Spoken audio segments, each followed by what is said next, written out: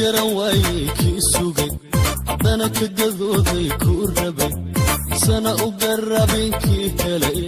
waa laga gaadhay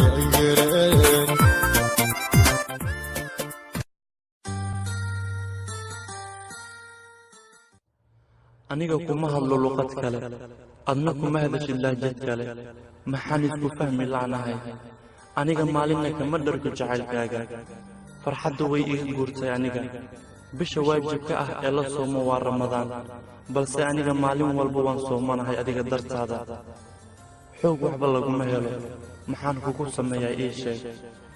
kuma necbi aniga waan ku jeclahay haa waan ku jeclaa waa iga dhab haddii qof dartiisa loo dhiman karo adiga dartaada waanu dhiman lahaa aniga maxaad igu fahmi laadahay adiga hooyada carruurteeda iyagoon hadlin ayay fahantaa dhibkooda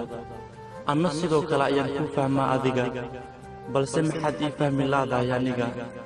isma daryeelo sidaan adiga kuu jeclaaday naftayda wakhti uma helo inta aan hurdo mooye inta aan soo jeedo adigaan kaa fikiraa mar walba waan ogahay ima necbid